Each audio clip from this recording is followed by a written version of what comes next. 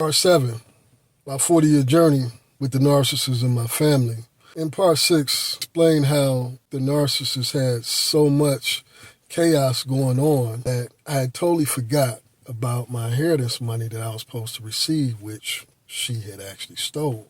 Brother Greg came by and reminded me what I didn't think about at the time. Why did my brother Greg even know about what I was going through? Because I didn't tell nobody. Narcissist was having her usual smear campaign, and she was telling everybody. And he had heard the story from somebody who had heard it from her. So when you really sit down and think about this, right? This happened in 1987. She's been talking about this all these years. Just a few years ago, I heard people talking about how me and the mother of my children was some sorry, lazy, no good people because of what we went through. I find out all this is coming from my sister, the narcissist. It's unbelievable that you would do something like this, right? The fact that you stole the money, okay? Again, like I said, long time ago, never even thought about it. But all these years is you set up and you tell everybody this situation and never tell them about how we overcame it. You make it out like we were some sorry, low down, no good people. When in fact, none of it even would have happened if she had not stole the money.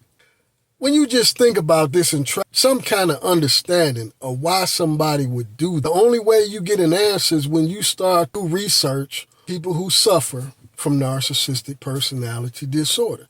And when you do that, you find information how a narcissist, when they're over your finances, they will punish you. When I think about all the years she was my guardian and I was living on my own, all the struggle that I went through, the reason I went through it is because this was punishment from the narcissist. And it's the same way with the situation that we're talking about now, me being in that situation where I couldn't get a job, trying to work temporary services. My gas is turned off, it's wintertime. She has all this money of mine. Why she couldn't at least just pay the bill out of my money? Again, this was the narcissist over my financing, punishing me. I think about them 3 months that I was actually around her, how I watched them. All they was doing with my money was blowing it.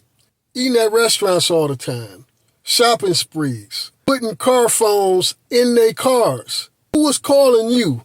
So important that you needed a phone in your car and you ain't even have a job.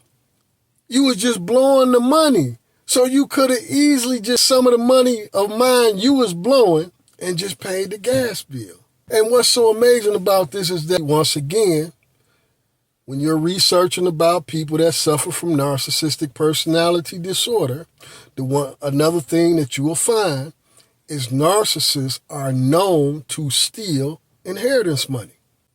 Anytime a family member is ill or passed away, the narcissists always try to position themselves in a place where they can get control of any valuables, whether it be an entire estate, inheritance money, insurance money, bank accounts, property, whatever it is. Narcissists is going to make their way to try to get control so they can steal it. So now when I start thinking back, this is exactly what my sister done during the time my mother was sick.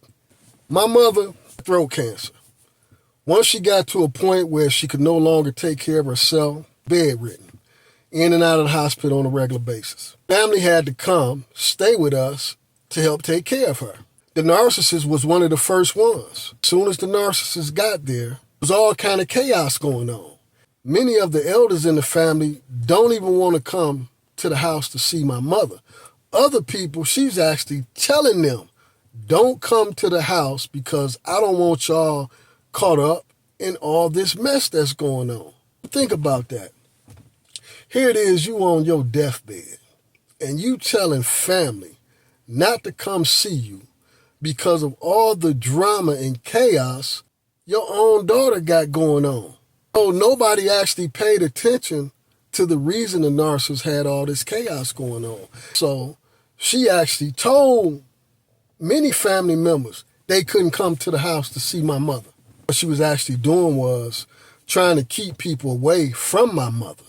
And even more evidence of that, my mother's friends who did come to see her, they complained to other family members that every time they come to see my mother, my sister, the narcissist, is sitting in there, listening to every word they say. Well, what's going on here? Why she can't visit with her friends in private? Because the narcissists don't want my mother to tell them or nobody else what she been doing when nobody else is around, what she's doing. She was having paperwork drawn up and having my mother sign this stuff, days of her life left. And this is what the narcissist is doing. And this is what she don't want nobody to know. The only way that anybody found out about this is because she had my mother sign paperwork so the house would go into her name. But what she didn't know was that before my father passed away, he had it set up to where if anything happened to him and my mother, that house would go to all 6 of their children. That's the only way anybody found out what she was doing, because that paperwork didn't go through.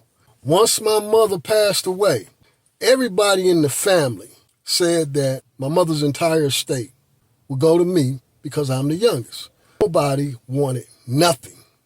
Right now to this day, I heard this just a few years ago. Narcissists have been going around telling everybody our family was fighting over my mother's belongings. Well, why is she telling people this? This happened in 1983. Why are you still talking about this and ain't nobody else talking about it? She's a narcissist, and she's so paranoid that somebody's going to say something about what she did back then. She has to rewrite history. And this is why she tells the story that our family was fighting over my mother's belongings when in fact, nobody even wanted anything. Once everybody said that everything would go to me, the narcissist was not giving up that easy. After all the chaos, all the fighting she done, was not finna just give it up. Anyone who becomes guardian, they would have control over my mother's estate. So the narcissist gets the letter in the custody hearing.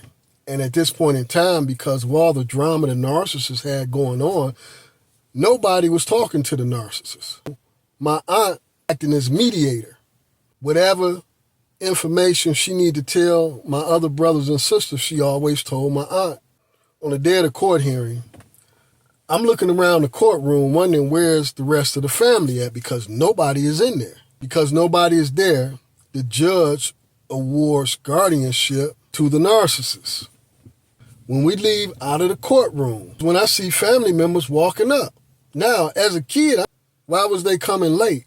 Well, because the narcissist had lied and told my aunt the court hearing started at 10, when in fact it started at 9. Well, why would she lie? Nobody else being at the hearing, she was able to become my guardian and get control over my mother's estate and do exactly what she done. She stole it all.